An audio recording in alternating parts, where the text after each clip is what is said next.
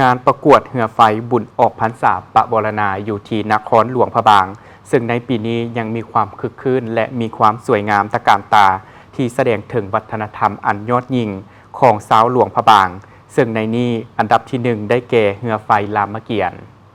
งานประกวดเหือไฟงามในบุญออกพรรษาปะบรณาอยู่นครหลวงพระบางเมืองมรดกโลกปีนี้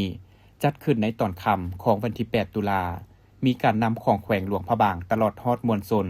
แขกทั้งภายในและต่างประเทศเข้าร่วมอย่างหลวงหลาย ภายในงานเริ่มต้นด้วยพิธีทางศาสนา เทศกาลลงเหือไฟอยู่วัดป่าหวก หน้าหอพิพิธภัณฑ์แห่งชาติหลวงพระบาง จากนั้นก็ได้กล่าวเปิดงานว่า ซึ่งพอถึงค่ำคืนของมื้อแฮม1ค่ำเดือน11ของลาวทุกๆปี ประชาชนลาวบรรดาเผ่าชาวหลวงพระบางทุกทั่วหน้า ได้พร้อมกันจัดพิธีเทศกาลลงเหือไฟ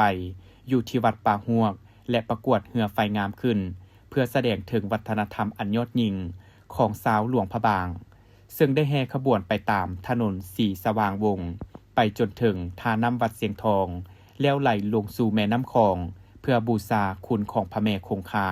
พร้อมระลึกถึงคุณของพระพุทธ พระธรรมพระสงฆ์ และขอพรให้ความเจริญรุ่งเรือง ความอยู่เย็นเป็นสุขสีวิไลเหมือนดังแสงเทียนแสงไฟที่ใต้บูชาสว่างไสวซึ่งเป็นประเพณีสืบทอดกันมาแต่ปุหานกาลจนฮอดปัจจุบัน บุญไหลเหือไฟปีนี้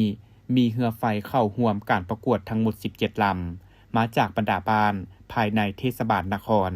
สถาบันการศึกษาโรงเรียน หัวหน่วยธุรกิจ และมีเหือไฟประกอบส่วนเฉลิมฉลองหลวงพระบางเข้ามรดกโลกจำนวน1ลำภายหลังเปิดพิธีอย่างเป็นทางการเหือไฟแต่ละขบวนได้เคลื่อนไปตามเส้นทางสีสว่างวงศ์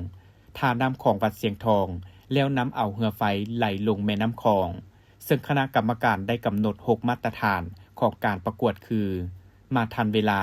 และตั้งขบวนเป็นระเบียบโครงสร้างศิลปะการตกแต่งเฮ็ดด้วยวัสดุธรรมชาติและมีความสวยงามรูปร่างและแนวคิดสร้างสรรค์ขบวนการแห่มีความเป็นระเบียบและนุ่งถือสุภาพแสงไฟให้ความสว่างในเวลาแห่หุงแจ้งดีแสงไฟให้ความสว่างในเวลาลงน้ำบ่มอดและเหือไฟบ่จมสำหรับการประกวดเหือไฟงามในบุญออกพรรษาปะวรณาในปีนี้อันดับที่1ได้แก่เหือไฟรามเกียรติ์อันดับ2เหือไฟกลุ่มเมืองงาและอันดับที่3แม่นเหือไฟกลุ่มเสียงทอง